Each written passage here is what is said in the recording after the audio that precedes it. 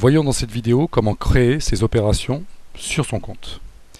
EasySold révolutionne la façon dont on gère ses comptes.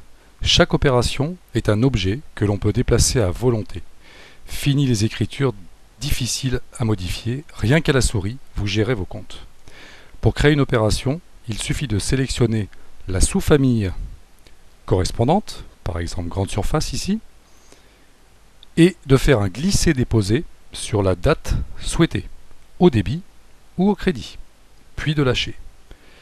La fenêtre d'opération s'ouvre, il ne reste plus qu'à saisir le montant de l'opération, puis de valider. C'est tout. L'opération créée est aux couleurs de la sous-famille et elle est déplaçable à volonté grâce à la souris. C'est un objet à part entière.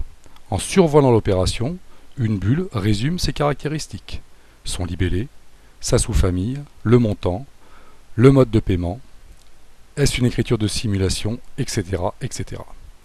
On peut également copier-coller ou couper-coller cette opération grâce au célèbre raccourci CTRL-C, CTRL-X et CTRL-V. On sélectionne, CTRL-C et on peut copier indéfiniment l'opération. On peut déplacer l'opération sur un autre mois en survolant la première ou la dernière colonne. Ici on passe au mois d'avant, ici on passe au mois d'après, etc., etc. Et on lâche. En double-cliquant sur l'opération, on peut modifier ses caractéristiques, changer sa sous-famille, son compte, son mode de paiement, etc. On peut supprimer une opération en la sélectionnant et en appuyant sur la touche Supr de son clavier. Bien évidemment, à chaque création ou modification d'une opération, le solde du compte bancaire est calculé. On pourra ainsi très facilement anticiper ses dépenses et recettes sur de nombreux mois ou années et vérifier ainsi son solde bancaire. On pourra pointer l'opération par rapport à son relevé bancaire en la sélectionnant, clic droit, puis pointer l'opération. Le carré rouge situé en haut à droite symbolise le fait que l'opération est dorénavant pointée. Elle n'est plus modifiable, plus déplaçable et on ne peut plus la supprimer par sécurité. On peut bien sûr cependant annuler ce pointage en faisant un souris droite, annuler le pointage. L'intérêt de cette notion d'objet est tout particulièrement intéressant dès lors que l'on souhaite gérer des opérations de simulation. On pourra ainsi créer ces opérations et les déplacer à volonté en fonction des soldes obtenus afin d'éviter un découvert par exemple. Vous pourrez consulter une autre vidéo sur les opérations de simulation. Pour naviguer dans la fenêtre, on peut soit utiliser la souris et cliquer à droite ou à gauche pour changer de mois, soit flèche droite et gauche du clavier.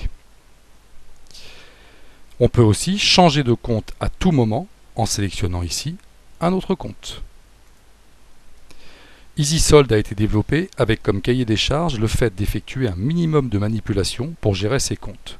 Vous le constatez, la gestion à la souris vous apportera un gain de temps considérable. Au-delà de la simple consultation des opérations, vous accédez également à des analyses graphiques fonction des éléments sélectionnés. En cliquant ici, on retrouve différents graphes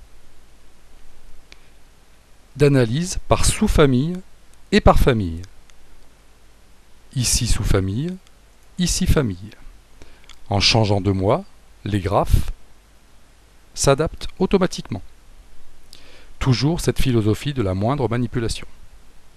On peut retourner au graphe précédent et retourner aux opérations en cliquant ici.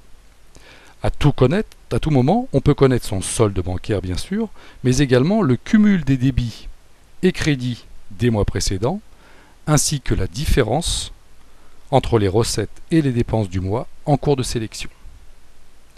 Essayez EasySold, c'est l'adopter.